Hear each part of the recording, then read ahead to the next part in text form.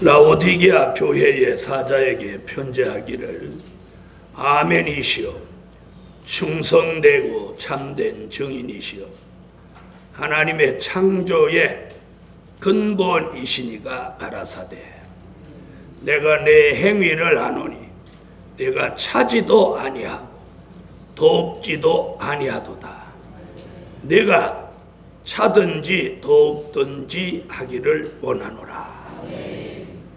오늘 라오디게아 교회부터 공부 시작하겠습니다.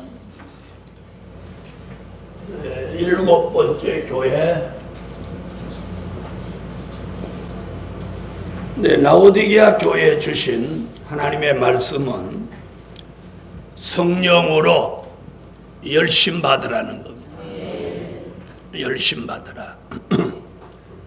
자, 열심 받으라는 얘기는 이 교회가 어떤 교회라는 거예요? 게으른 교회입니다. 게으른 교회. 열심이 없다는 얘기는 결국 게으르다. 게으른 교회.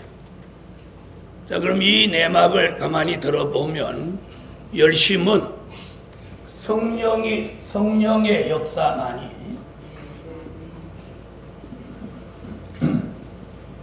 성령의 역사가 있어야 열심을 가질 수 있다. 이런 얘기예요. 그러니까 성령의 역사가 없는 교회는 못할 수밖에 없어. 게으를 수밖에 없다. 이렇게 볼 수밖에 없습니다. 자, 그러면 그 게으른 것을 물리치고 열심 있는 신앙, 열심 있는 교회가 되려면 무슨 역사를? 성령의 역사를 받아들여야 된다는 거예요. 할렐루야. 그래서 우리가 영적으로 이렇게 보니까 교회는 가장 중요한 게 말씀이 있어야 돼요. 교회의 머리는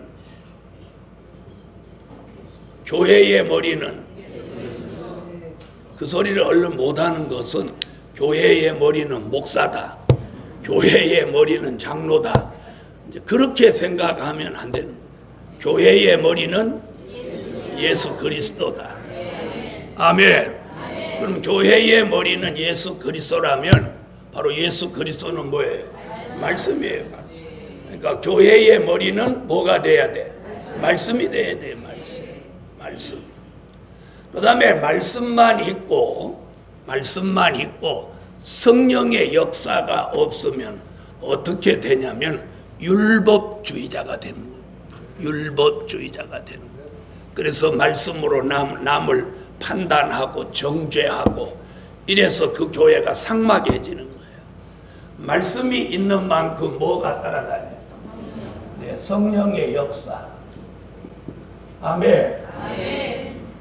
그래서 말씀만 이렇게 하면 뭐 되기시요? 율법주의자가 되기. 율법주의자 되기시요. 그 다음에 말씀은 제껴두고 성령의 역사, 막 은혜만 막 이렇게 하면은 뭐가 되기시요? 신비주의가 되기시요. 신비주의.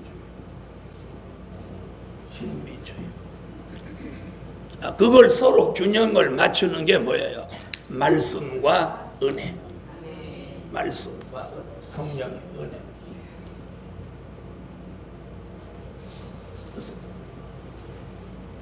이 둘이 서로 이게 적당하게 균형이 맞아야 돼요. 균형이.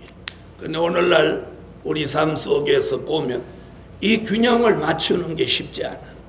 말씀이 있으면 성령의 역사가 없고 또 성령의 역사가 있으면 말씀이 없단 말이에요. 이 균형이 맞아져야 돼요.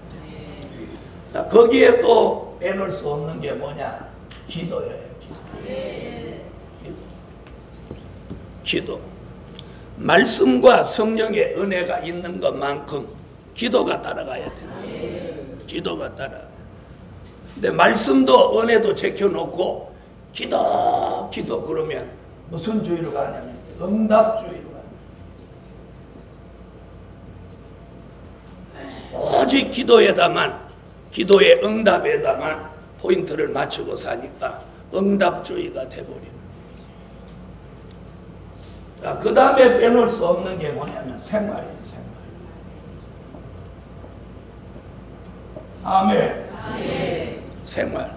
생활이 본이 되게 살아야 돼. 본이 되고 향기 나는 삶을 살아야 돼.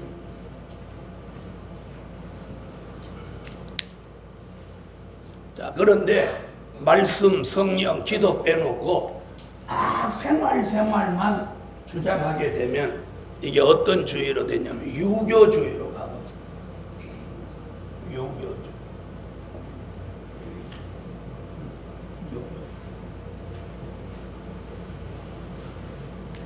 말씀도 안 보고 성령의 역사도 없고 기도도 안 하면서 생활만 얘기를 하면 생활이 바로 돼야 된다.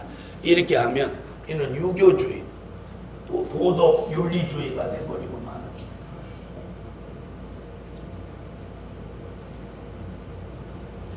그래서 이게 균형 맞추는 게 쉬운 거예요, 어려운 거예요?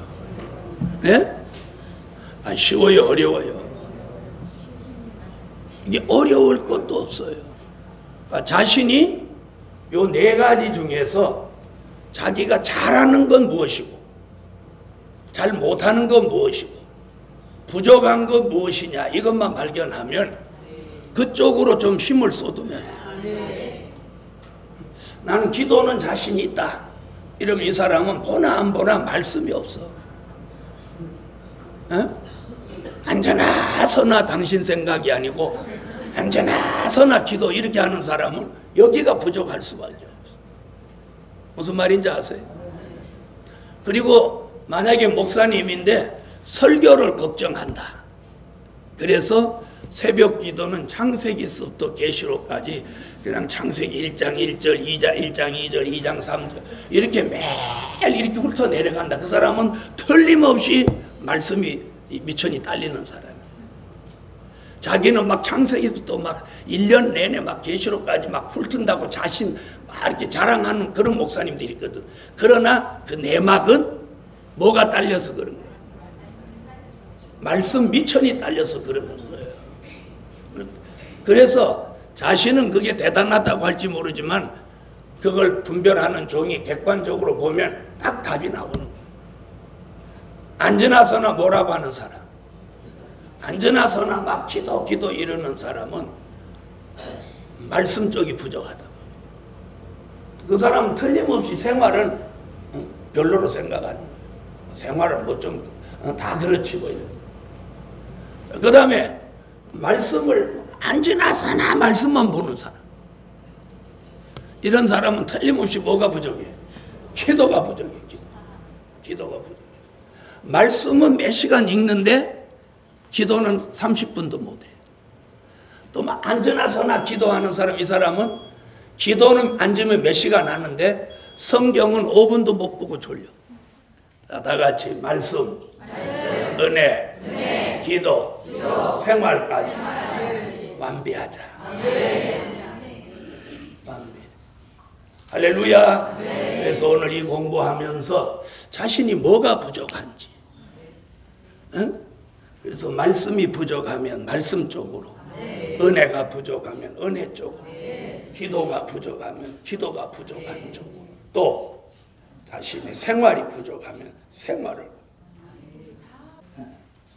그래서 오늘 우리 모두 이 말씀을 통해서 오늘은 이 라오디게아 교회를 통해서 우리가 배울 것은 뭐냐면 성령의 역사를 통해서 열심을 가져야 돼요.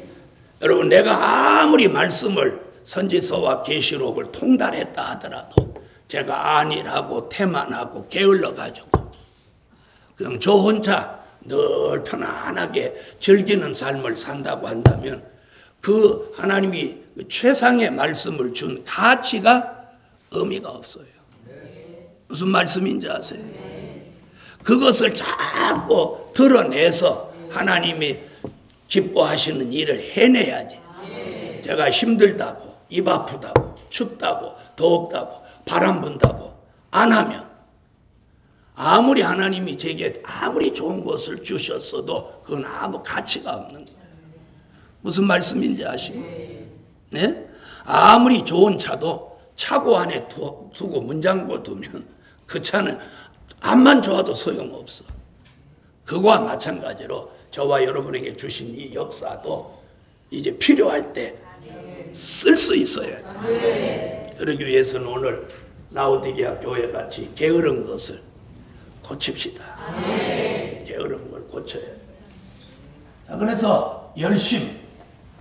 자, 열심은 무장된 사람이나 무장되지 않은 사람이나 이건 공이 필요.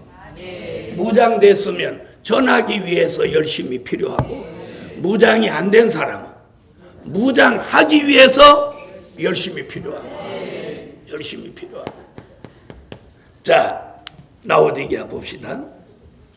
자, 라오디게아 교회는 예수님이 나타나신 모습이 뭐냐면 아멘이에요. 아멘.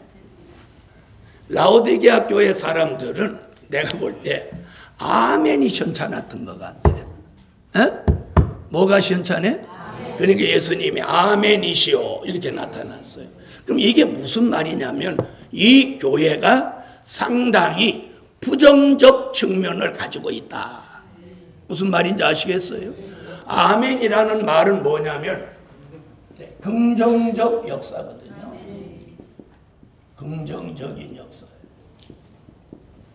긍정적인. 자, 하나님의 말씀을 듣고 그 말씀이 맞다고 생각할 때 우리가 하는 화답이 아멘이란 말이에요. 그렇죠? 아멘이라고 하는 건 뭐예요? 긍정적인 역사. 그 말씀을 믿는다, 시인한다, 확신한다, 이런 표현이 아멘이라고. 그런데 예수님이 이 라오디게아 교회에 나타나신 모습이 아멘이시오 이렇게 말한 거예요. 그러면 이 교회는 반대로 생각하면 무슨 교회가 아니야? 긍정적인 교회가 아니고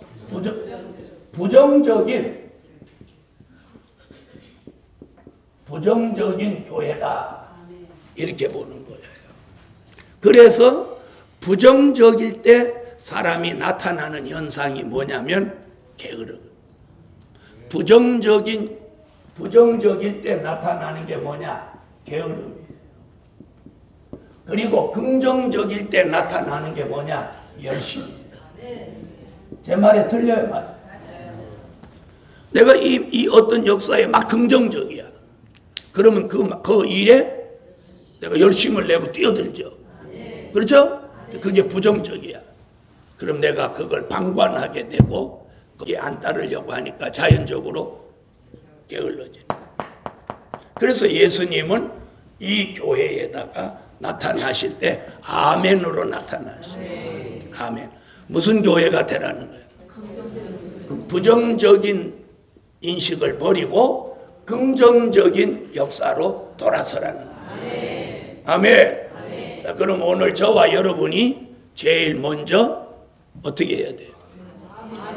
아멘으로 긍정적인 하나님의 사람으로 돌아서시라.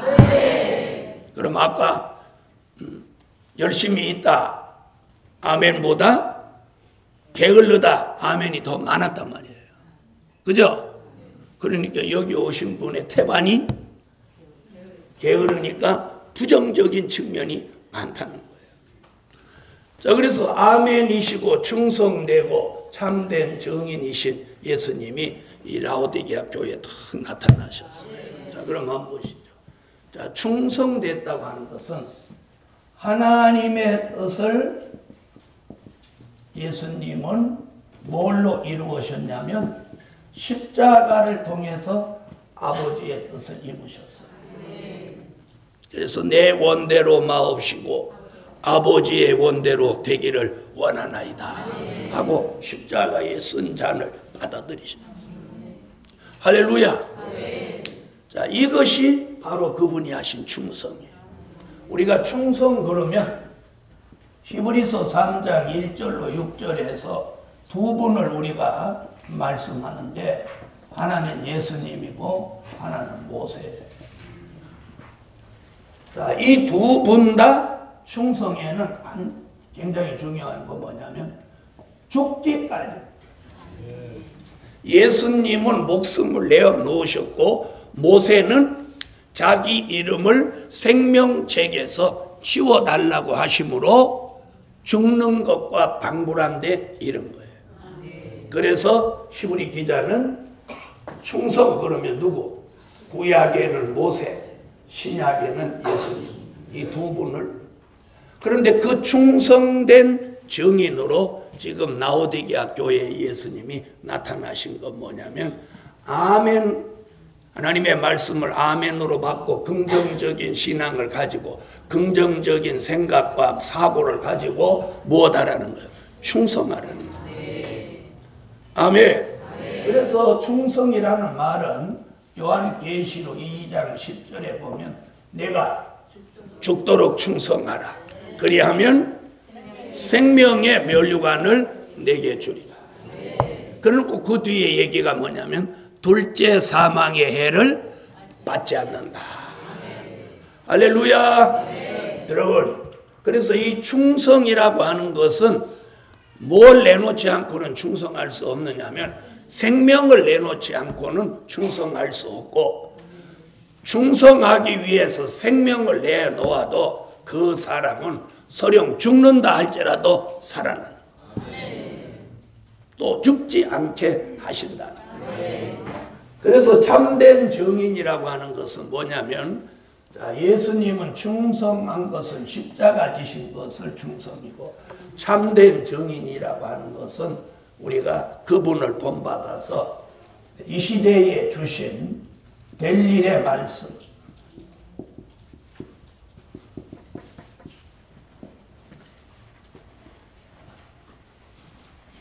될 일의 말씀, 계시록 1장 3절에서는 그걸 예언의 말씀이라고 그랬죠.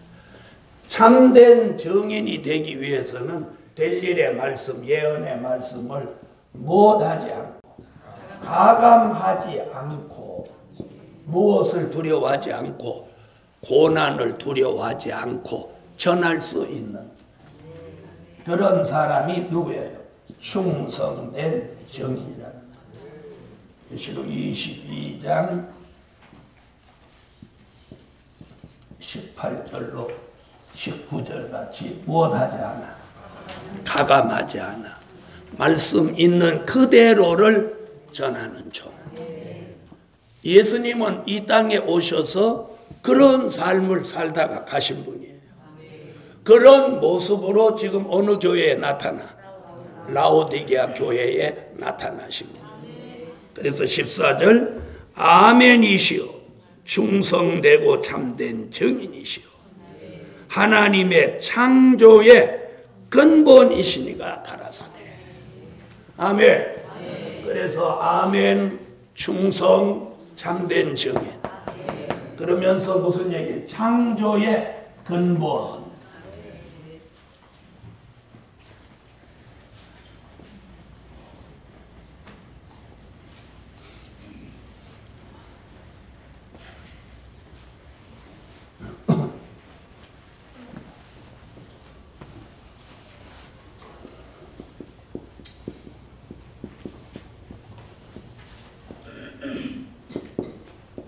자, 여기 지금 이 교회에다가 창조의 근본 이야기를 합니다. 아까 이 교회는 어떤 교회예요? 부정적 측면을 가지고 있는 교회예요. 이 교회가 긍정적인 교회로 바꾸어지려면 근본적인 변화. 아멘.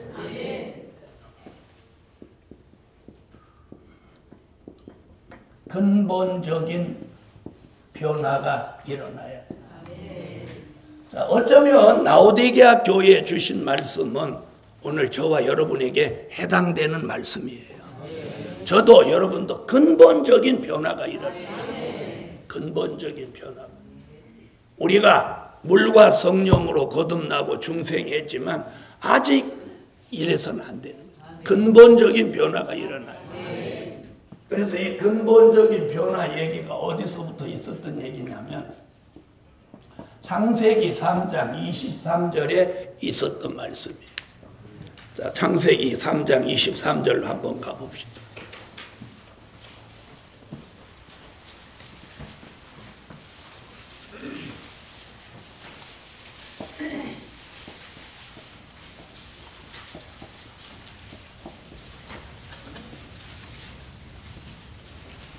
자, 찾으셨으면 한번 읽어보세요.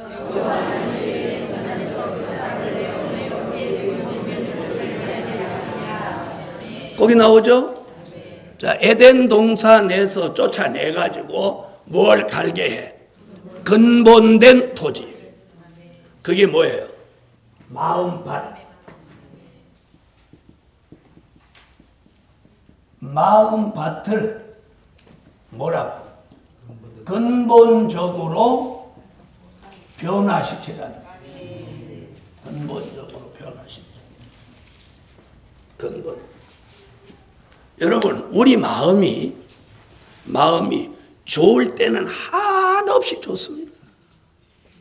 맞아요, 안 맞아요? 아멘 안 하시는 분은 그것도 이제 안 한다는 얘기예요. 뭘 좋을 때 한없이 좋아. 나는 아니요. 그러는 거나 똑같은 거예요. 우리가 마음이 좋을 때는 한없이 좋아. 그런데 어느 날 틀어져 버리면 한없이 못됐어. 그건 아멘도 안 하지. 조금 자기하고 싫은 듯 하면 아멘 안 하고, 좋은 듯 하면 아멘 하고, 이런 것도 기회주의야.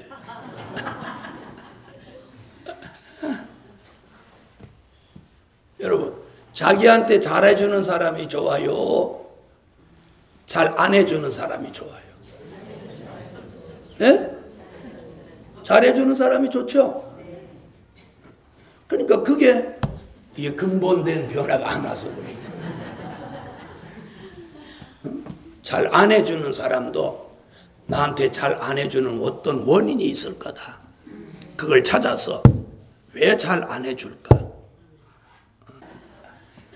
그래서 여기 창조의 근본이신 예수로 나타난 이유가 뭐냐면, 이 교회는 근본적으로 근본을 고쳐야 된다.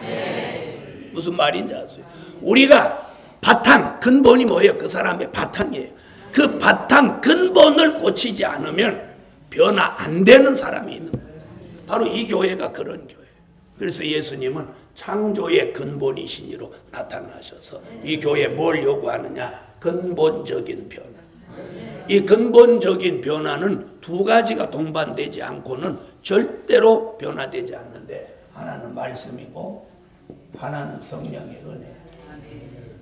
이 두 가지가 동반돼야만이 근본적인 변화가 일어나는 거예요. 그래서 창세기 3장 23절에 에덴 동산을 쫓겨난 아담과 하와에게 뭘 가르라고? 너의 근본된 토지를 가르라. 그게 뭐예요? 우리의 마음밭을 근본적으로 변화시키라는 거예요. 할렐루야. 그걸 변화시키기 위해서는 말씀과 성령의 역사가 없이는 안 된다는 거예요. 자, 그러면 창조의 근본이시로 나타났는데, 그러면 뭐가 있어야 돼요? 말씀과 성령의 역사죠. 그래서 지난밤에 설교한 것 같이 선지는 이사야 43장 1절에 마지막 때에 쓰실 종으로 지명받은 종에게는 뭘 주신다고? 조성하시는 역사를 주신다는 거예요. 그 조성하시는 역사가 뭐냐면 근본적인 변화를 주시는 거예요. 이것을 뭐라고 하느냐면 말씀으로 재창조.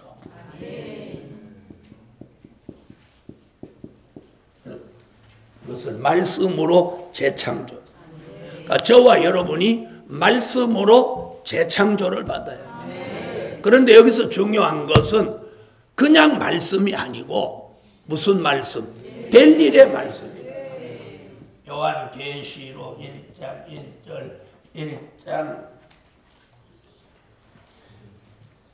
19절, 4장 1절, 22장 6절. 무슨 말씀? 될 일의 말씀이에요. 된 일의 말씀은 이미 이루어졌기 때문에 더 이루어질 게 없어요. 그냥 이루어진 말씀을 못하는 거예요. 믿는 거예요. 믿으면 되는 거예요. 될 일의 말씀은 아직 이루어지지 않은 말씀이기 때문에 그 말씀이 우리 속에 들어오면 그 말씀이 못하면서 운동합니다. 아멘. 히브리서 4장 12절로 13절 같이 말씀이 못하는 거예요. 운동을 하는 거예요. 살아서 운동하는 거예요. 운동하면서 우리 속에서 무슨 운동을 일으켜? 재창조 운동. 말씀으로 못하는. 자, 이사야 43장 1절에는 조성이라고 그랬고 그 조성이라는 말은 말씀으로 재창조한다. 자, 이사야 43장 1절.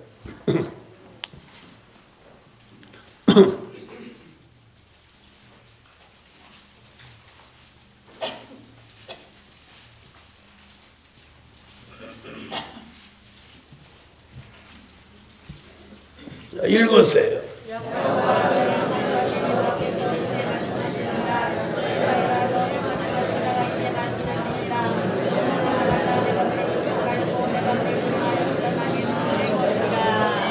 아멘. 그래서 재창조 말씀으로 재창조. 그런데 무슨 말씀?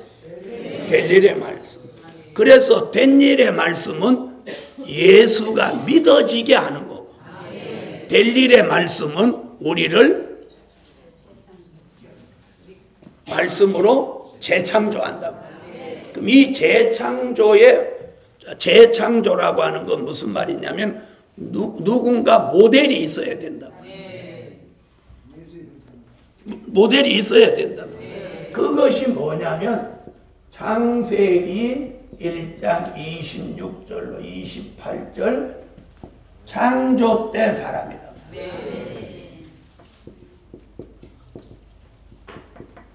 창조 때 사람. 창조 때 사람이 누구예요? 하나님의 형상대로 모양대로 지음을 받았던 그때의 사람이에요. 무엇 먹기 전에 선악과를 먹고 또 뱀의 말을 듣고 하나님의 말씀을 불순종하기 전의 사람이라. 그 사람이 창조의 모델이란 말이에요. 맞아요, 안 맞아요? 그 사람으로 다시 창조받는 거예요. 그래서 그 창조를 흙으로 지음을 받았다가 말씀으로 지음을 받으니까 이걸 두 번째 일어나는 창조니까 뭐라고? 재창조라는 용어를 쓰는 거예요. 처음 창조는 뭐였고? 흙으로 지음을 받아. 이번에는 말씀으로 지음을 다시 받아야 돼요. 자, 창세기 1장.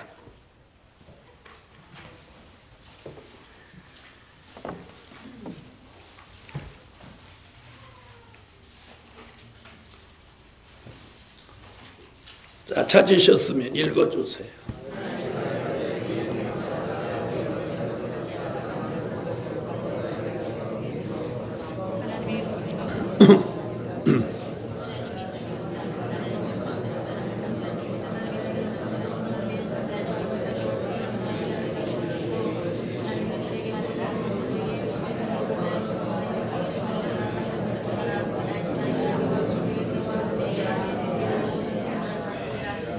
자, 여러분, 병들기가 쉬워요? 건강을 회복하기가 쉬워요?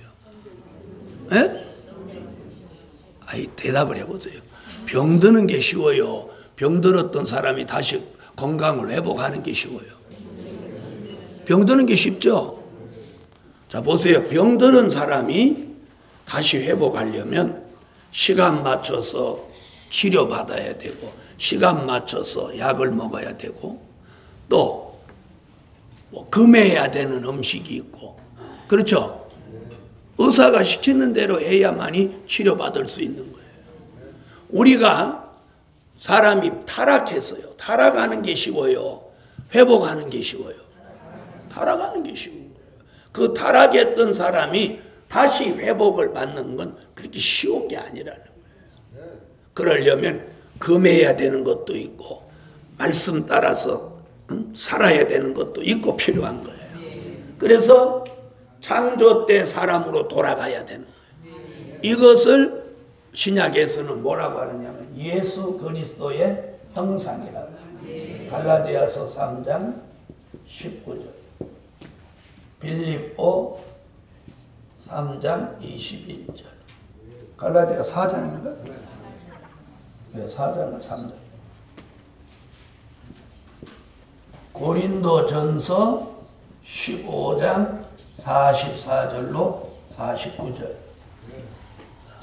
이렇게 예수 그리스도의 형상으로 우리가 돌아가는 것이 뭐냐? 창조 때 사람으로 회복되는 거예요. 이걸 이사야가 뭐라고 하냐면 이사야 1장 25절로 26절에 처음과 같이 본래와 같이 회복된다. 즉 이 말씀이 뭐냐면 이걸 말하는 거예요. 창세기 1장 26절로 28절. 그래서 이 말세복음 운동이 뭐냐? 말세복음 운동이 바로 예수 그리스도의 형상을 회복하는 운동이에요. 회복하는 운동. 이 굉장히 중요해요. 그러니까 이 운동을 해야 되는 운동이에요. 그래서 이 운동 바람이 일어나면 사람이 좋아지게 돼 있어요. 누구의 형상으로 돌아가니까? 예수님의 형상으로 돌아가니까. 갈라디아 4장 19절.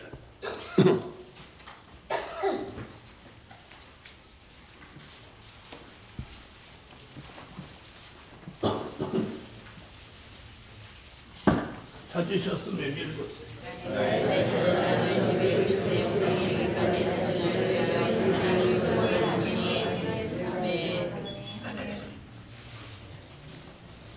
빌립보 3장 21절.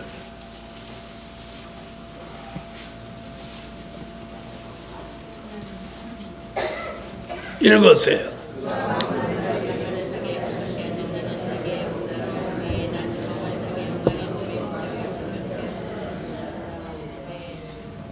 우리의 낮은 몸을 누구의? 예수 그리스도의 영광의 몸의 형체와 같이 변케 하시리라. 변화케 한다. 고린도전서 15장 44절. 자, 읽으세요.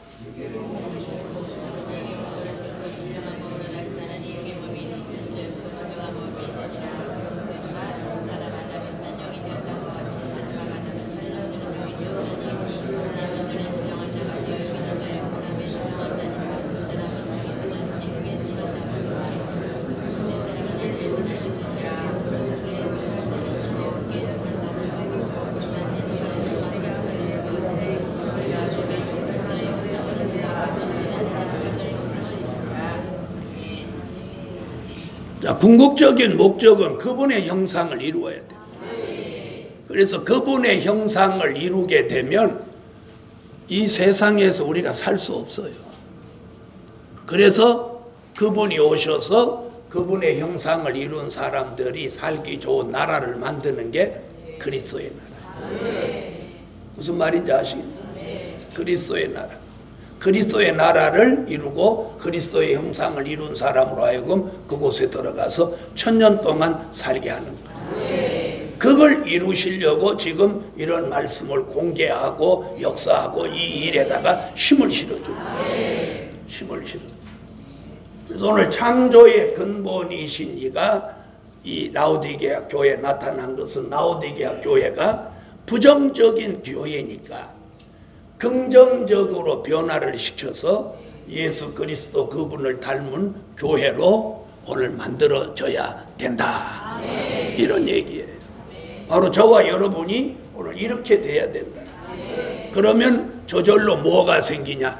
열심이 생긴다. 이 열심이라고 하는 건 누가 막 독려한다고 해서 열심을 가지는 거 아니에요. 여기서 스스로 이 마음속에서 뜨거운 역사가 올라와야만 내가 열정이 생기는 거예요. 아멘. 열정. 그래서 성령의 역사가 없이는 절대로 열심이나 열정이 생겨날 수 없다는 거예요. 그래서 라오디게아 교회다가 무엇으로? 성령으로 열심을 받아라. 이 교회는 그럼 어떤 교회냐? 15절로 16절을 한번 읽어봐 주세요. 또한 계시록 3장 15절로 16절.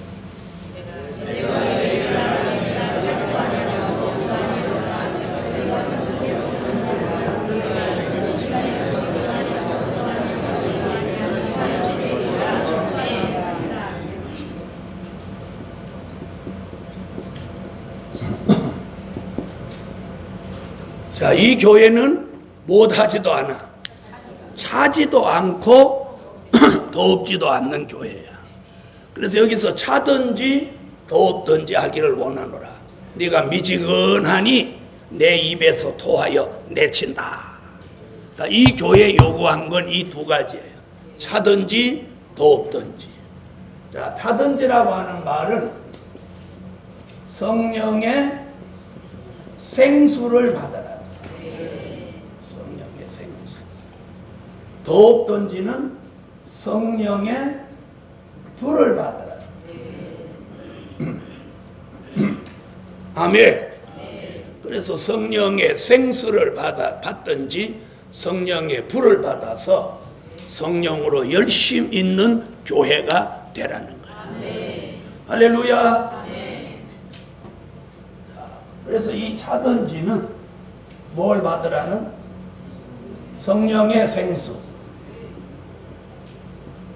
은혜 시대 성령의 생수.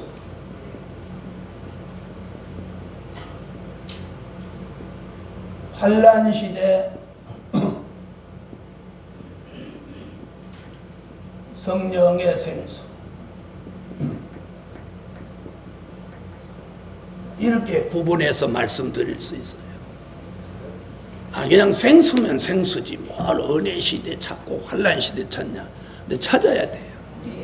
자, 은혜 시대 성령의 생수 얘기는 그 기준이 어디냐면 요한복음 4장 10절이에요. 요한복음 4장 10절에 자, 야곱의 우물가에서 수가성의 여인이 야곱의 우물물을 기르려고 물동이를 들고 왔다가 그 우물가에서 누구를 만났어요? 예수님을 만났어요. 그때 예수님이 하신 말씀이 뭐냐면 네가 주는 물은 마셔도 또 목마르거니와 내가 내게 주는 생수는 영원히 목마르지 아니할 것이다. 바로 그 생수. 그 생수는 뭐라고 그러냐면 요한복음 7장 37절로 39절에서 생수란 믿는 자가 받을 성령을 가리켜 말씀하신 것이다. 그렇게 요한복음 4장.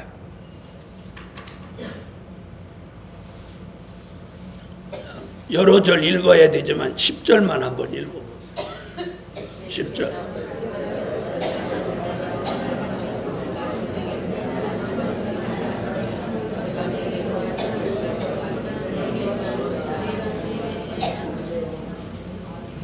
자, 거기 생수 얘기 나오죠? 자, 이 수가성의 여인에게 말한 예수님 말씀하신 생수 얘기는 그 답이 요한복음 7장 37절로 39절에 그 답을 찾습니다. 자, 7장. 자, 찾으셨으면 읽어주세요.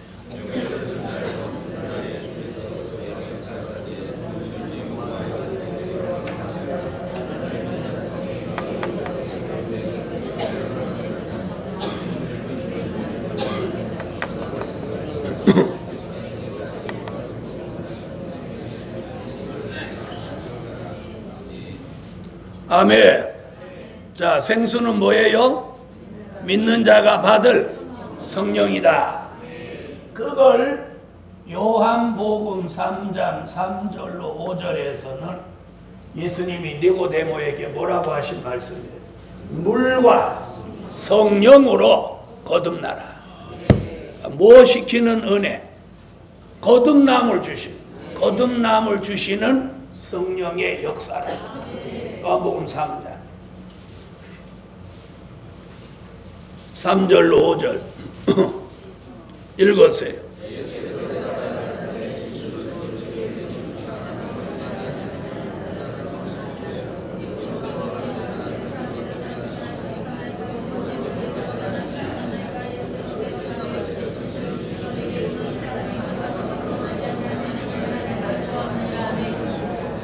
아멘.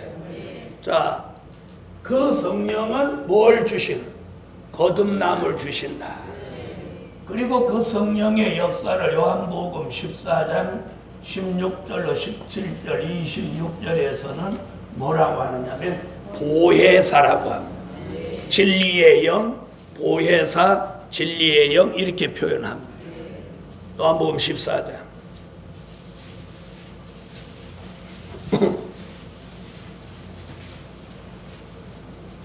찾으셨으면 읽어주세요.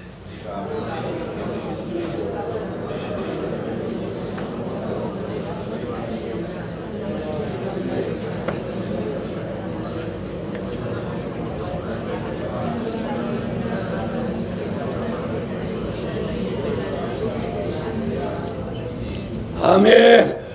26절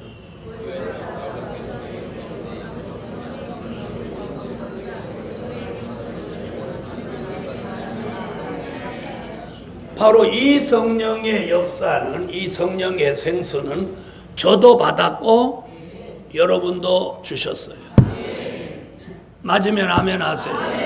그런데 지금 라오디게아 교회는 이 교회가 예수 믿게 된 교회인가요? 예수 아직 안 믿는 교회인가요? 믿는 교회죠. 이 교회는 이미 이런 성령의 생수를 체험한 교회예요. 그런데 이 교회가 다시 안일과 태만과 게으름에 빠져서 열심을 상실하셨을 때 다시 무슨 생수를 지금 권하는 거예요? 환난시대 성령의 생수. 이는 스가랴 13장 1절, 스가랴 14장 8절에 성령의 생수를 받아서 잃어버린 열심을 다시 회복하라는 거예요. 회복. 스가랴 13장 1절.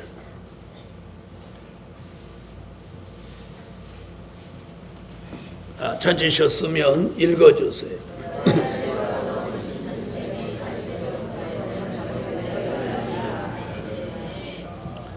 자, 뭐라고 그러죠? 다윗샘이 열리면 그 샘물로 뭘 씻어? 죄와 더러움을 씻는다. 그런 거 보면 그냥 마시는 샘물 얘기하는 게 아니죠. 그냥 샘물로는 뭘 못 씻어? 죄와 더러움을 못 씻죠. 이는 성령의 은혜의 역사를 말하는 거예요. 스가랴 14장 8절 읽으세요.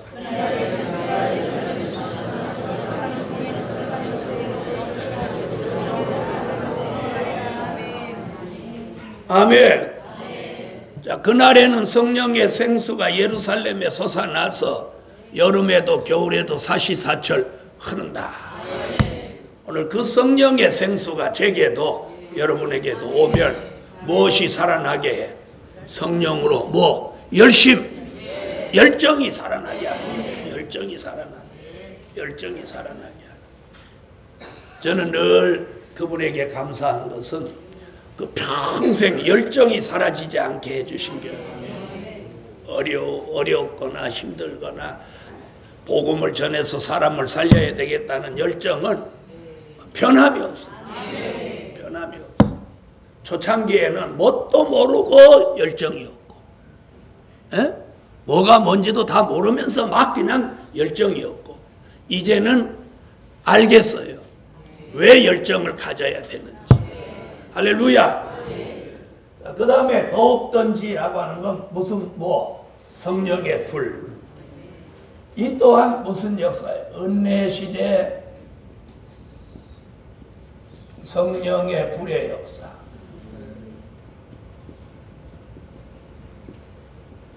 또 그런가 하면 환란시대 성령의 불의 역사.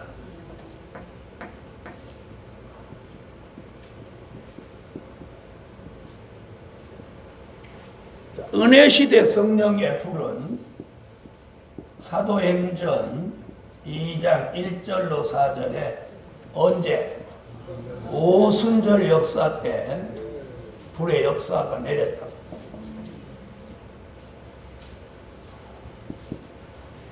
자, 사도행전 2장 찾으세요. 사도행전 2장 1절로 4절.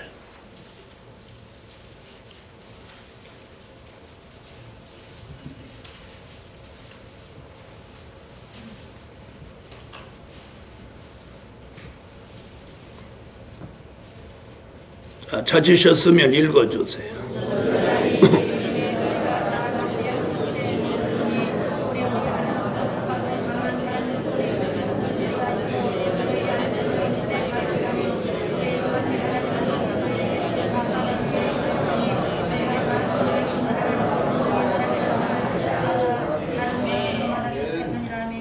아멘. 자, 거기 불이 혀같이 갈라지는 것이 보이더니 그래서 불같은 역사가 왔죠. 아멘. 자, 그런데 환란 시대에도 성령의 불의 역사를 말하는데 히브리서 12장 29절, 이사야 4장 4절. 여기서 뭐라고 하느냐면 심판하는 영, 소멸하는 영, 심판하는 영, 소멸하는 영, 이렇게 말합니다. 찾으셨으면 히브리서 12장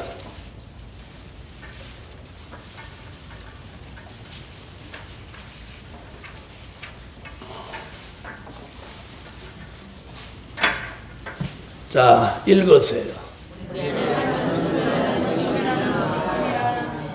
아멘. 하나님은 무슨 불? 소멸하는 불. 이사야 4장 4절 읽으세요.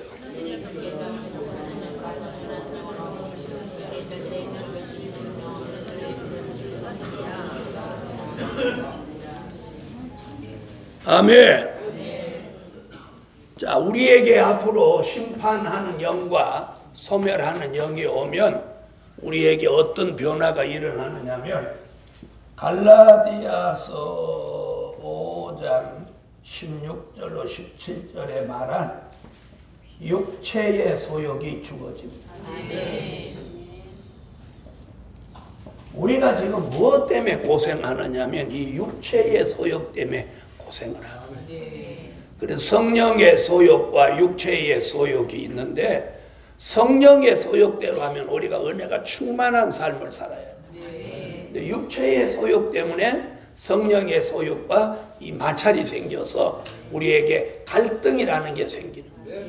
근데 이 육체의 소욕이 죽어지는데 육체의 소욕을 다른 쪽으로 말하면 인간성과 죄악성이라고 합니다. 이것을 죽여주는 역사가 심판하는 영과 소멸하는 영입니다.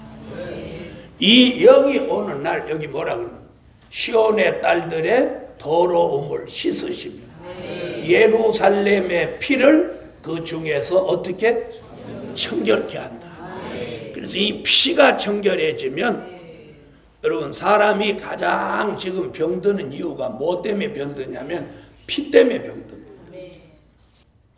식생활에도 영향이 있지만 이 역사가 오면 우리 체질이 변화되는 거예요.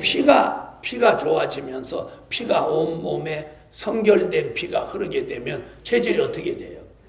변화체가 되는 거예요. 그래서 오늘 자 그러면 보세요. 은혜시대 성령의 역사와 환란시대 성령의 역사로 이렇게 나누어 놓는 것은 성령이 두 가지다 이런 뜻이 아니에요. 성령은 한 분이에요. 그런데 이는 알파적인 역사, 은혜 시대의 역사는 알파적이고 환란 시대의 역사는 오메가예요. 그래서 계시록 1장과 22장에 보면 나는 알파와 오메가라, 처음과 나중이요 시작과 끝이라. 그래서 초림의 주가 알파적인 역사, 재림의 주가 오메가적인 역사. 그럼 우리가 지금 하려고 하고 여기에 지금 몰입하는 건 오메가적인 역사. 오메가적. 알파적인 역사는 지금 2000년 동안 해왔어요. 오메가적인 역사가 다시 한번 일어나는 거예요. 이것이 기독교의 마지막 역사예요. 이제 우리는 뭐나 봐야 돼. 에? 시작하는 역사는 2000년 동안 지금 확정을 지었기 때문에 어떻게 뭐 뾰족한 방법 없어. 이제는 오메가적인 역사를 기다려요. 그러기 위해서는 환란시대 주시는 성령의 생수, 환란시대 주시는 성령의 불의 역사를 저와 여러분이 받으셔야 된다. 라오디게아 교회에 주님이 요구하신 게 바로 이거예요. 이 역사를 받아가지고 게으른 것을 탈피하고 열정을 가져라, 열심을 가지라는 거예요. 그 시작이 무엇부터 잘하라는 거예요. 아멘. 이거부터 잘하라는 거예요. 아멘. 그래서 라오디게아 교회 주님이 아멘이시오. 아멘을 해야 근본적인 변화가 긍정적인 모드로 바뀐다. 하나님의 말씀은 요한계시록 3장, 오전에 이어서 계속 3장 공부하시고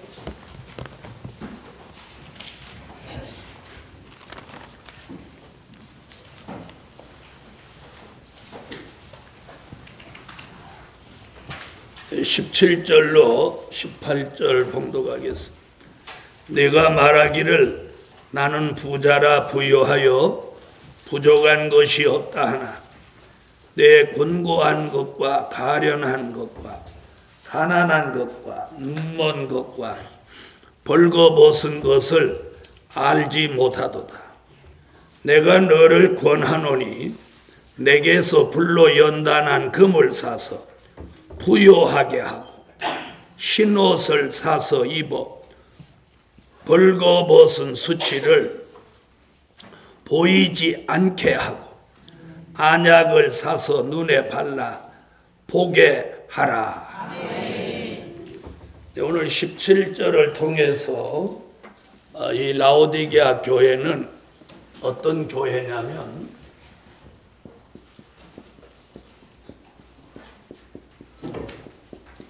큰 착각 속에 빠져 있는 교회입니다. 어떤 착각에 빠져 있냐면 자신은 뭐래요? 부자래요. 부자래요. 그리고 부요하고 부족한 것이 없다는 거예요. 부족한 것이 없어. 사람이 너무 깜깜무소식이면 이게 무지한 사람은 부족한 것이 뭔지도 몰라요. 에? 이게 웬만큼 좀 뭐가 열려야 이게 내가 부족하거나 이렇게 하는 거지. 그래서 이 교회는 자신은 그렇게 생각하니까 주님은 뭐라고 그랬어요? 응? 부요하여 부족한 것이 없다 하나 주님은 내 곤고한 것과 가련한 것과 눈먼 것과 벌거벗은 것을 알지 못하도다. 자, 이 교회는 자 뭐라고 그래요? 곤고하고 가련하고 가난한 교회예요. 네, 거기다가 눈까지 멀었고 또 옷까지 벗었고 그래도 뭐라고 하는 거예요? 에? 자기는 부족하고 부족함이 없다는 거예요. 자, 라오디게아 교회에다가 주님이 지금 3가지 주문을 합니다. 첫째는 뭐라고 하죠? 18절 내가 너를 권하노니 내게서 불로 연단한 금을 사서 부요하게 하고 불로 연단한 금을 사서 부요하게 하라. 아멘. 아멘. 자, 이게 그럼 무슨 얘기냐는 거야. 이게 무슨 얘기냐? 믿음의 부요한 교회가 되는. 아멘. 아멘. 무슨 교회? 믿음의 부요한 교회. 자, 성경에서 금은 항상 뭘 말하는 거예요? 믿음을 말하는 거죠.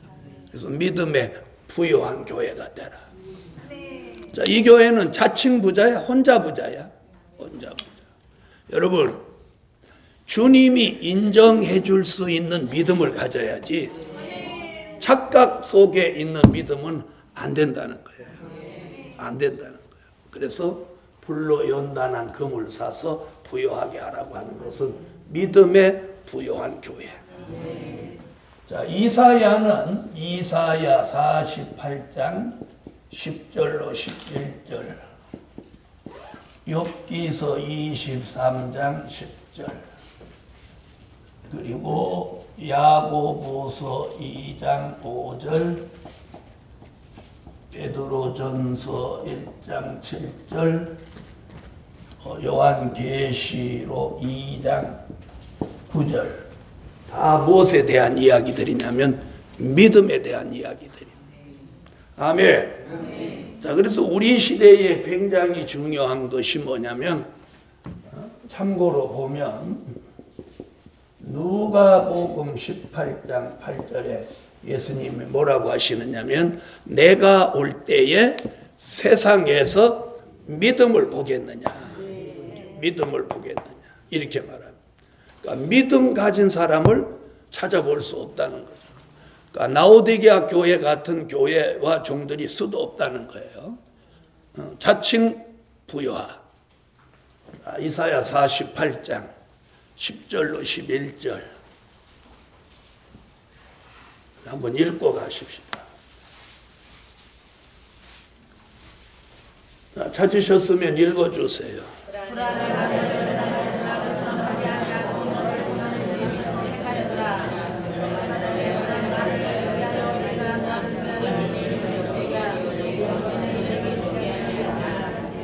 고난의 풀무 가운데 택함 입은 종에게 내 영광을 그 종에게 주신다, 이렇게. 네, 고난 가운데서도 믿음을 지킨 사람에게 영광이 돌아간다, 이런 얘기죠. 욥기서 23장, 욥기서 23장 10절 읽으세요. 읽으세요.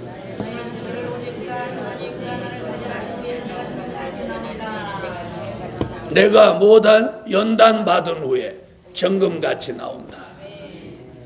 연단을 받아야 믿음의 용사가 된다. 야고보서 2장 5절.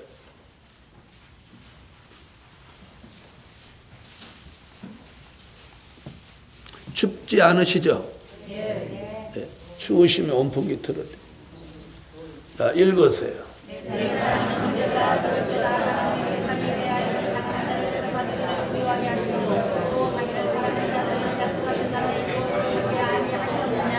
세상에서 물질로는 가난해도 못 부유함, 믿음의 부유함을 주십니다. 베드로전서 1장 7절.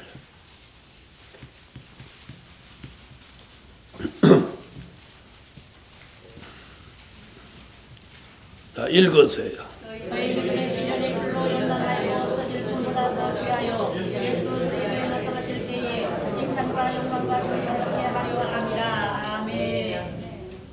자, 금보다 귀한 믿음. 계시록 2장 9절.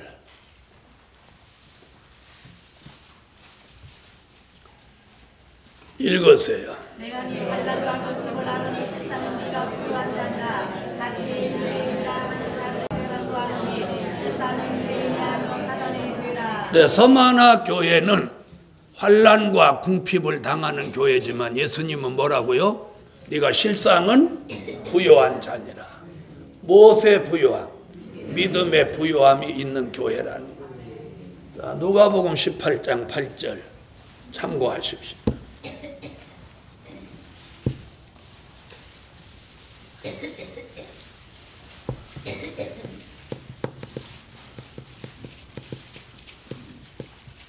자, 찾으셨으면 읽어주세요.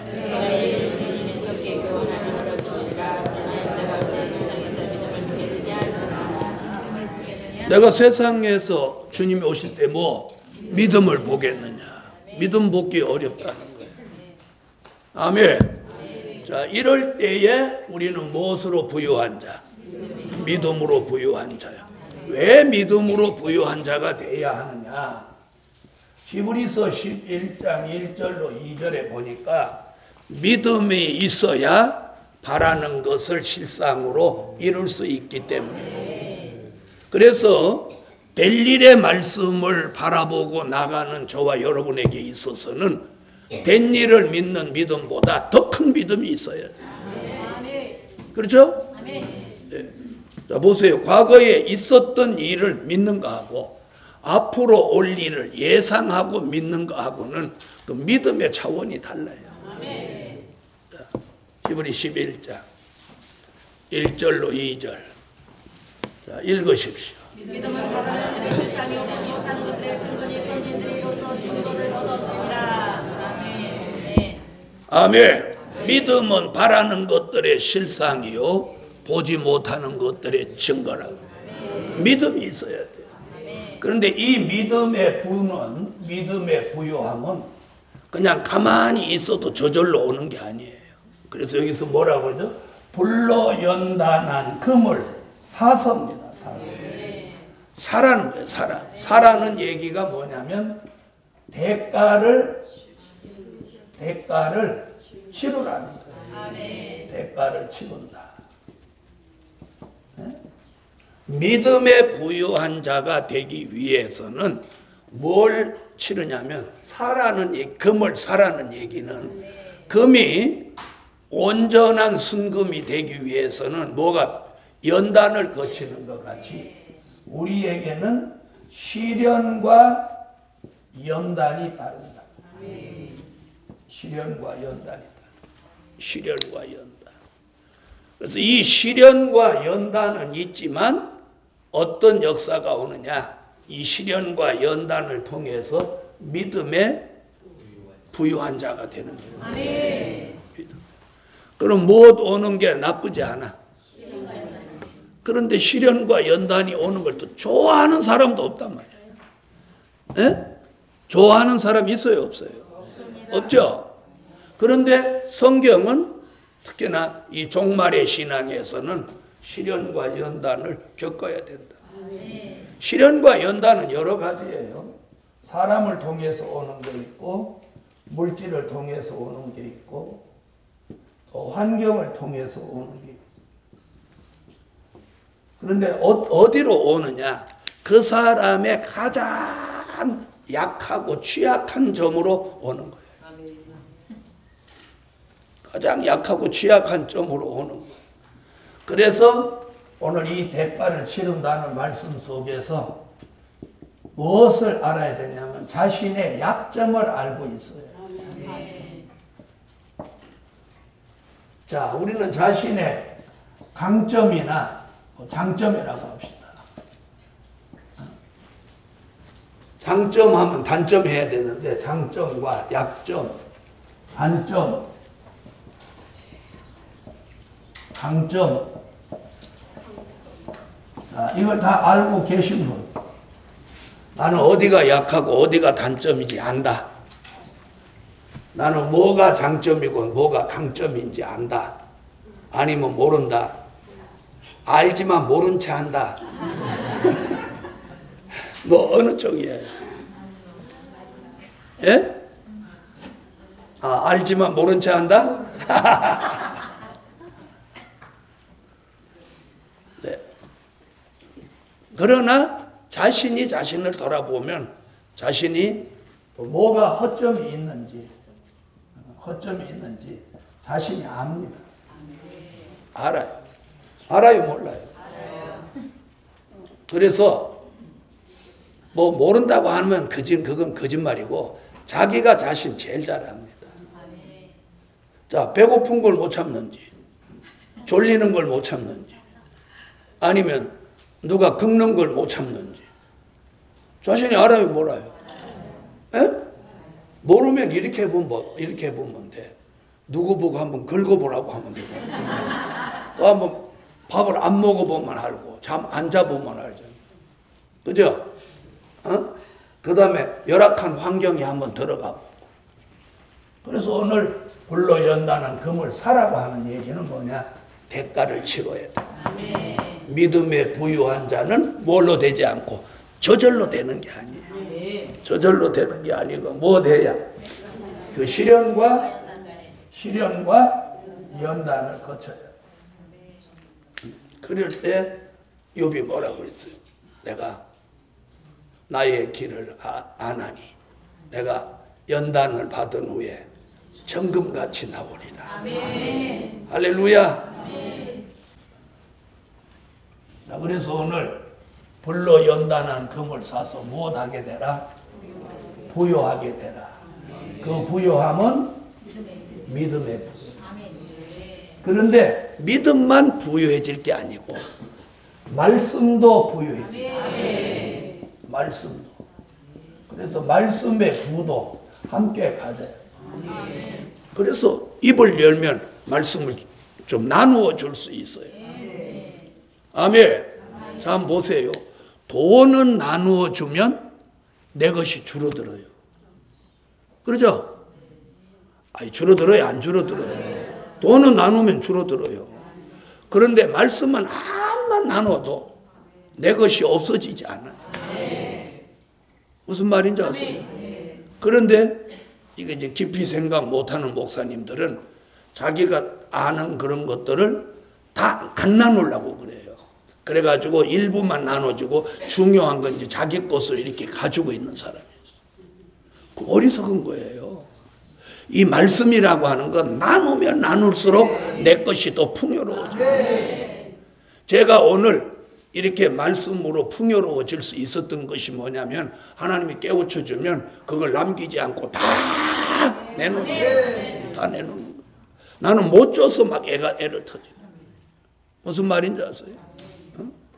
여러분, 이걸 말씀은 자꾸 나누어야 돼요. 그러면 말씀의 부가 더 많아져요. 할렐루야. 누가 저보고 그러더라고요. 목사님은 성경 안 보고 그 많은 구절을 어떻게 그렇게 하냐고. 그게 어떻게 일조일석이 됐겠어요. 수십 년을 막 계속 나누다 보니까 그것이 이제 저절로 이렇게 써갖고 뭐 그런 믿음에 대한 성경 구절이 이렇게 있으면 쓰려고 하면 툭 다 떠올라와. 둥둥둥둥 떠올라. 그런데 내가 지금 밥 먹는다. 밥 먹는데 이런 게 막 떠올라. 그럼 밥을 먹어지겠어요? 그렇죠? 근데 이게 영적 감각, 영적 기능이 이게 제대로 안 되면 밥 먹을 때 떠오르고 잠잘 때 떠오르고 막상 써먹으려면 어디로 가버리고 이러면 있으나 마나 한 거예요. 못할 때, 꼭 그게 필요할 때 정확하게 착착 나와.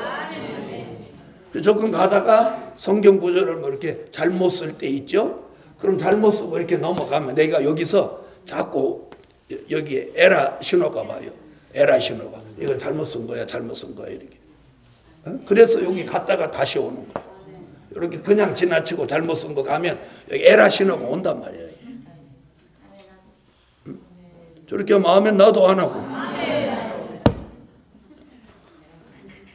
그래서 말씀의 부가 와야 돼요.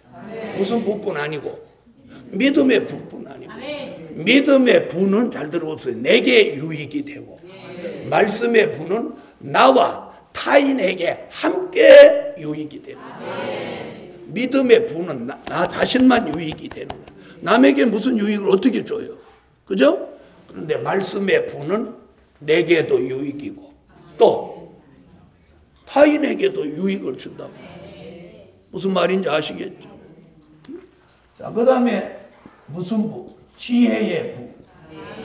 오늘은 부를 좀 많이 하고 지혜. 이게 뭐좀 지혜가 있어야 돼요. 지혜. 그래서 지혜, 총명, 명철, 영감 이런 것은 통달의 이런 것은 매일 구해야 돼요. 저는 지금도 매일 구해요. 매일 구해요. 머리는 암만 좋아도 나쁠 게 없더라. 나쁜 쪽으로 가는 머리 말고는. 아멘. 그래서 지혜의 부. 그래서 여기서 부유하게 한다는 건 근본적으로 뭔 얘기지만 믿음 얘기지만 우리에게 필요한 건 말씀의 부, 지혜의 부. 그 다음에 사랑의 부.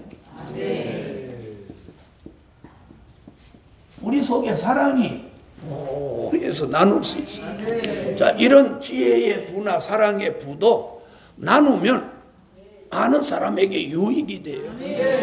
유익이 돼요. 그래서 우리가 지혜가 있어요. 지혜가 있어요. 그다음 사랑도 있어요. 사랑. 그래갖고 이걸 나눠줄 수 있어요. 여러분, 이 영의 세계에 부유하면 나누면 나눌수록 내 것이 커진다는 거예요. 그래서 많은 종들이 말씀을 나누면 나눌수록 내가 말씀에 부가 된다는 걸 체험하지 못하니까 뭐 중요한 건 자기 것으로 가지고 있어. 그게 뭔 자기 거예요? 하나님 거지. 그래서 하나님이 우리에게 주신 것은 자꾸 나누어야 돼. 나누면 도리어 내 것이 커지는 거예요. 사람들이 그걸 몰라. 그래서 오늘 믿음도 부유하고 또 말씀도 부유하고 지혜도 부유하고 또 사랑도 부유하고 사랑.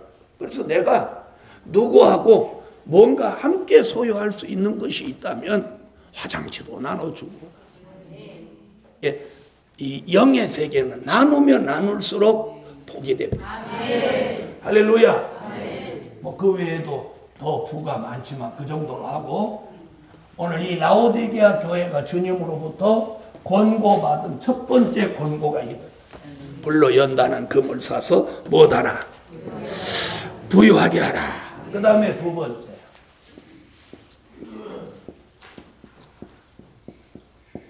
흰옷을 사서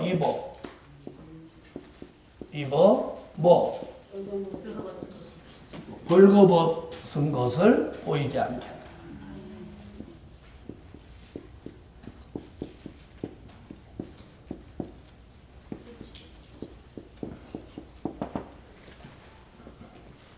자, 흰옷을 사서 입으라는 거예요. 흰옷. 자, 여기도 사라는 얘기 나오죠? 그럼 흰옷 얘기를 성경에서는 뭐라고 보느냐면 마태복음 22장 11절로 13절에 이걸 뭐라고 하느냐면 예복이라고 합니다. 뭐? 예복. 그 예복 얘기는 계시록 3장 3절로 5절, 계시록 19장 6절로 8절, 계시록 19장 14절로 15절에서 예복 얘기가 쭉 나옵니다. 그 예복 얘기는 결국 뭐냐면 성도의 옳은 행실이라고 합니다. 그 성도의 옳은 행실이라고 하는 이 답을 어디서 찾느냐면 계시록 14장 4절에서 여자로 더럽히지 않는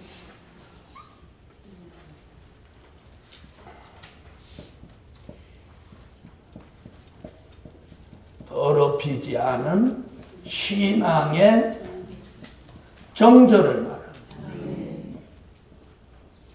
아멘. 이 여자라고 하는 이 여자는 누구를 말하는 거냐면 계시록 17장 1절로 3절에 누구? 음녀교회.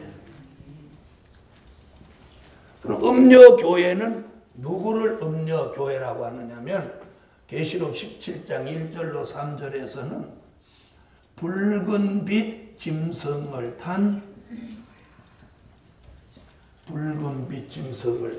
여자. 이 교회를 음녀교회라고 하는 거예요. 자, 성경을 한번 찾으세요. 이제 마태복음 22장 11절로 13절.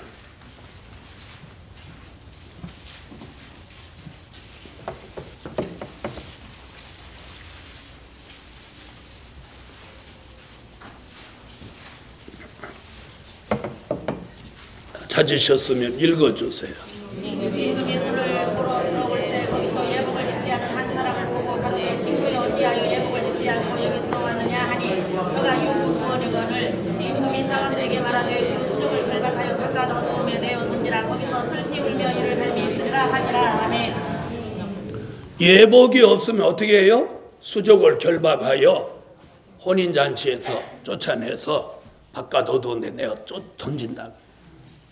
자, 계시록 3장 3절로 5절.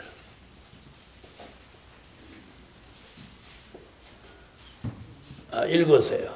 그러므로 내가 어떻게 받았으며 어떻게 들었는지 생각하고 지키어 회개하라. 만일 들키지 아니하면 내가 그것까지 이르리니 어느 시기에 네게 임하는지 네게 알지 못하리라. 그러나 사계에 그 옷을 벗기지 아니한 몇 명이 있어 옷을 입고 나와 함께 다니리니 그러나 타락한 자이니라. 이기는 자는 이와 같이 흰옷을 입을 것이요 내가 그 이름을 생명책에서 반드시 흐리지 아니하고 그 이름을 내 아버지 앞과 그 천사들 앞에서 시인하리라. 흰옷을 입어야 나와 함께 다니리니. 계시록 19장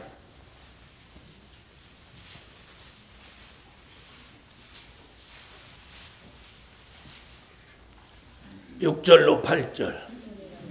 읽으세요.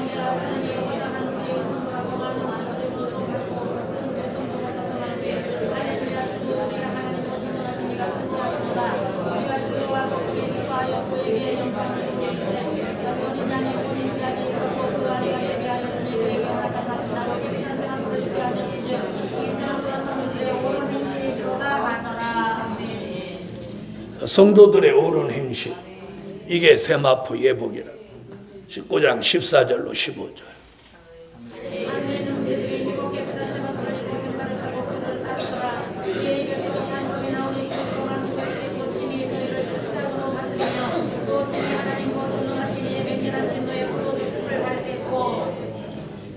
자, 그 예복은 뭐라고요? 성도의 옳은 행실. 그 성도의 옳은 행실을 계시록 14장 4절에서 뭐라고 했는 14장 4절. 읽으세요.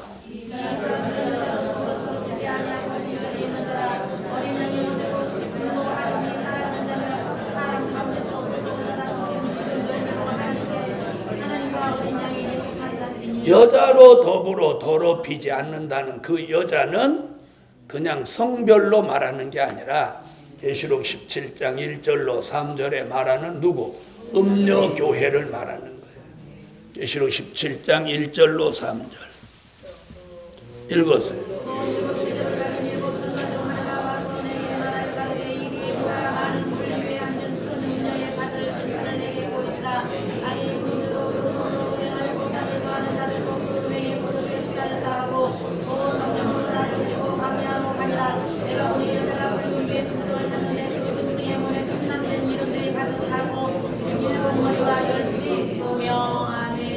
그러면 과거에 이 신앙의 정절을 지켰던 사람들이 누구냐면 엘리야입니다.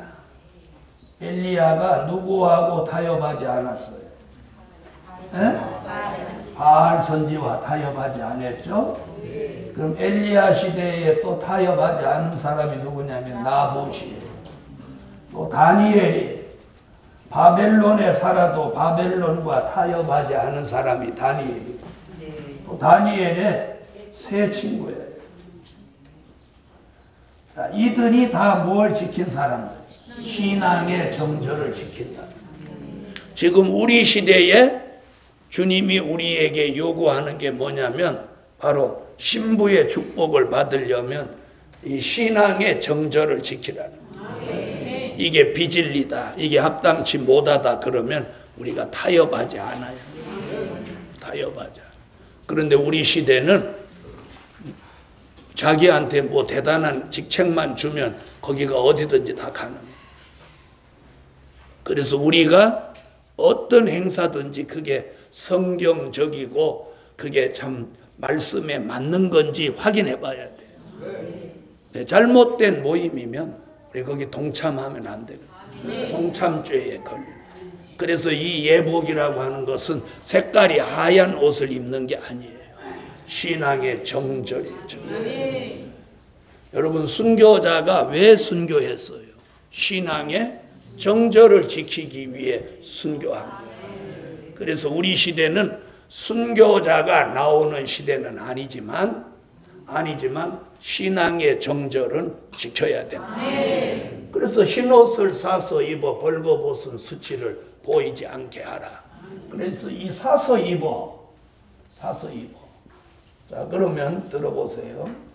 비진리와 무엇하지 않기 위해서는, 타협하지 않기 위해서는 무엇이 따라?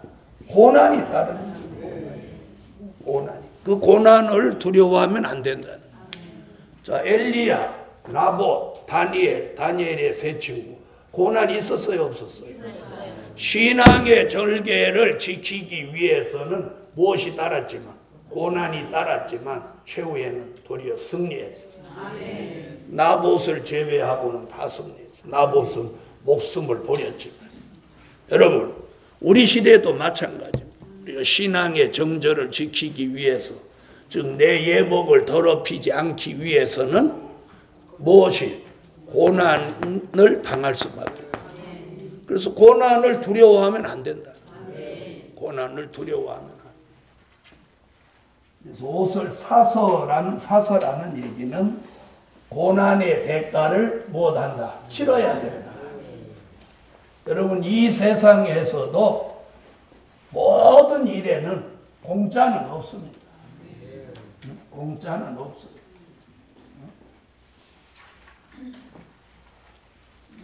휴대폰도 말은 공짜라고 하지만 요금이 비싸도 비싸고,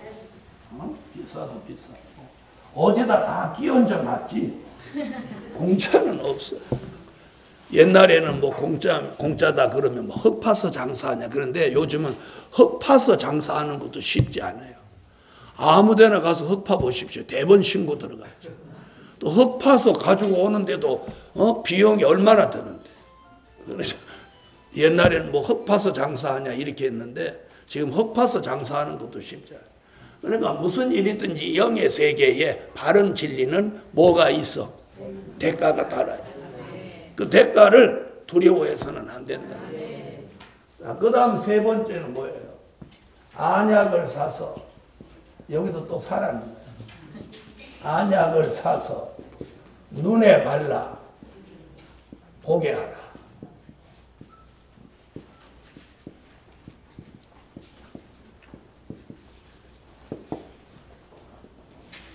자, 이 얘기는 그럼 어느 쪽은 눈이 열려야 된다 이런 얘기죠.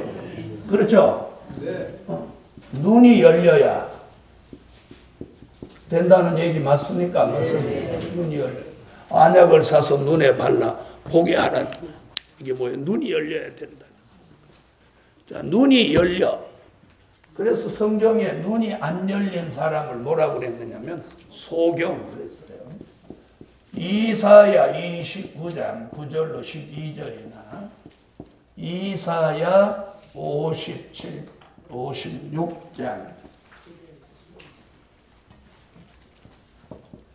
9절로 12절에서는 누구 얘기 나오냐면 영적 소경 이야기를 합니다. 영적 소경 이야기. 영적 소경. 자, 성경을 찾으세요. 이사야 29장.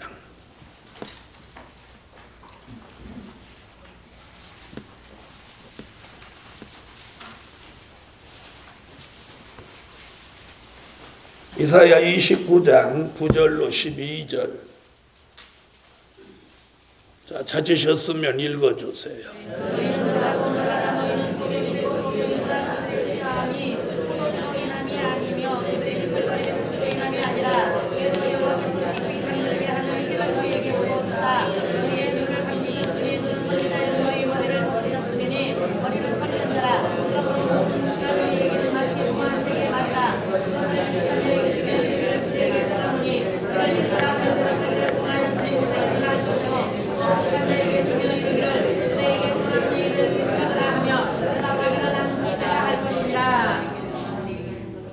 자, 이게 뭐야? 누구야? 영적 소경. 왜 영적 소경이 됐죠? 깊이 잠들게 하는 신을 부어서 눈을 감겼다는 거예요. 그래서 이 사람은 묵시의 말씀이 무슨 책이 돼서? 봉함한 책. 묵시의 말씀이 봉함한 책. 그래서 어떻게 돼요? 도무지 알지 못하는 책이 됩니다. 이사야 56장 9절로 12절.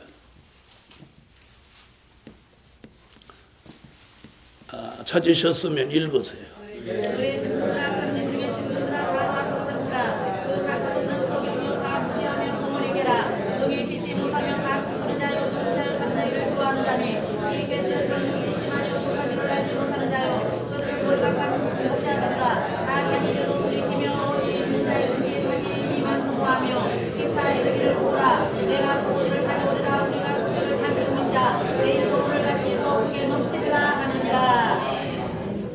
아멘.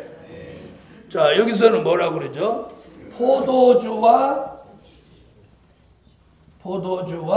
독주에 취해서 도무지 알지 못하게 된다. 그래서 주의 종이나 성도나 할 것 없이 다 무엇돼서 영적 소경이 됐다는 거예요. 자, 이런 사람에게 안약을 사서 눈에 발라 보게 하라는 거예요. 그럼 이 안약이 뭐냐? 자, 안약이라고 하는 것은 계시록 1장 3절 같이 미래를 내다볼 수 있는 예언의 말씀입니다. 안약은 미래를 내다 볼 수 있는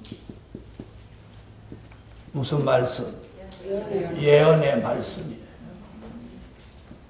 그러니까 이 시대의 안약이 뭐냐? 이렇게 말할 수. 이 시대의 안약이 뭐냐?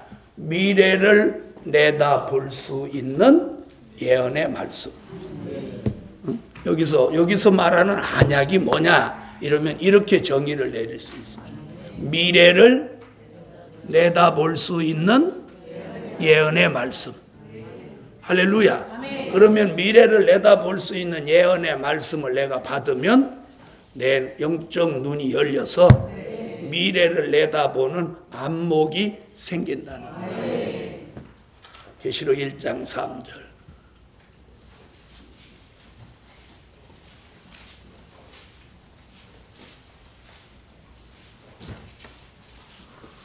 찾으셨으면 읽어주세요.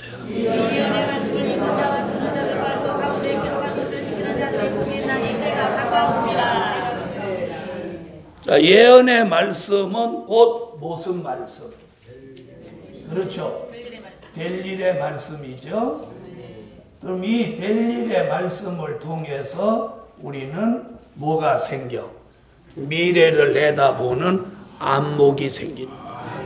그걸 사도 요한은 요한 1서 2장 16절에 안목의 정욕이 제하여진다. 안목의 정욕이 제하여지는 거예요. 그리고 무엇 생기냐면 요한 1서 4장 6절 같이 진리의 영과 미혹의 영을 무엇하게 돼? 분별하게 되는 거예요. 진리의 영과 미혹의 영을 분별하게 되는 거예요. 자, 요한 1서 찾으세요.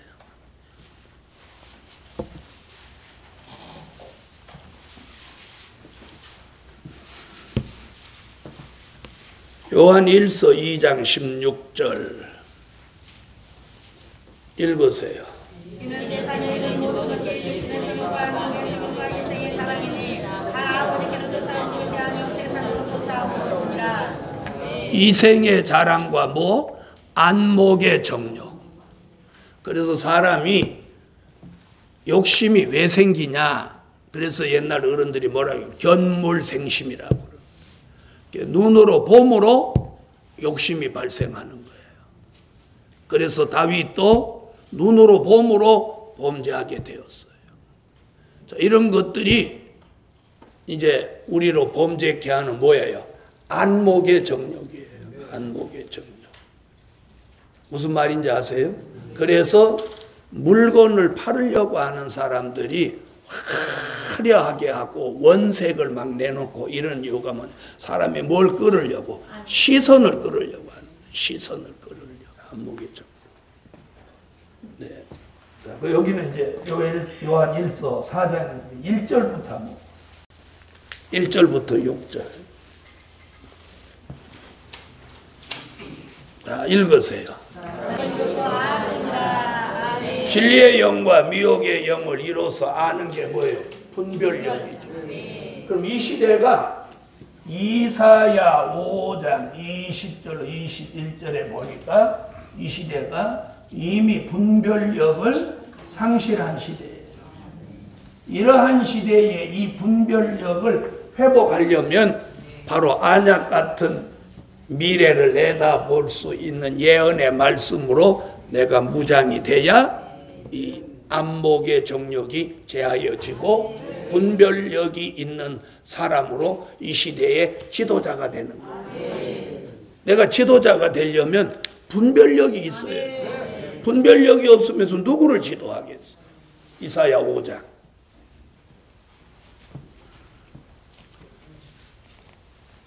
찾으셨으면 읽어주세요.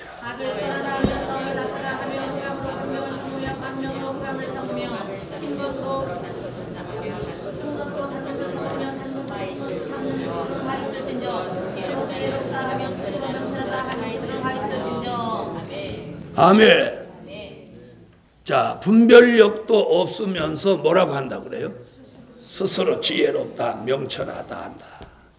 그래서 오늘 우리는 무엇이 진리의 영이고 미혹의 영인지 그걸 분별해야 되는데 그 분별을 오늘 뭘로 하느냐? 말씀으로 하는 거예요. 뭐? 미래를 내다볼 수 있는 예언의 말씀. 할렐루야. 그것을 이사야 25장 6절로 8절, 마태복음 24장 45절로 46절, 히브리서 5장 12절로 14절, 요한계시록 2장 17절, 요한계시록 10장 8절로 10절, 이렇게 여러 곳에서 때를 따라 주시는 이 말씀이 미래를 내다볼 수 있는 안목이 생기게 한다는 거예요. 그래서 그 말씀이 우리 시대의 기준이 돼야 그것으로 분별력이 생겨서 진리의 영과 미혹의 영도 분별하고 영적 소경된 자들을 깨우쳐서 보지 못하는 것을 보게 하고 듣지 못하던 것을 듣게 한다는 거예요. 이사야 25장.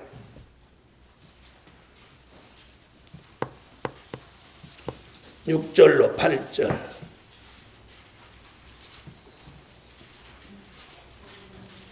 찾으셨으면 읽으세요. 골수의 기름 오래 저장한 맑은 포도주를 먹어서 면박과 휘장을 제하시니 이게 안목이 열리는 족사. 마태복음 24장 45절로 46절 읽으세요.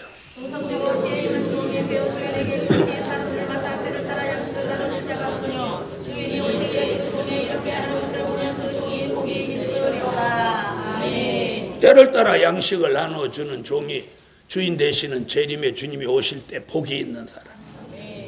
그럼 그 얘기는 뒤집어 말하면 그렇게 못하면 화를 당한다. 히브리 5장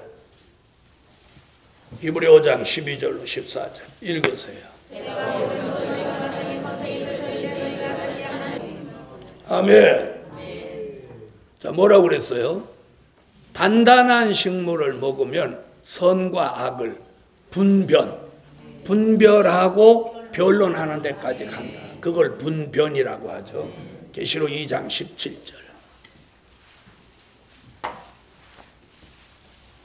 읽으세요.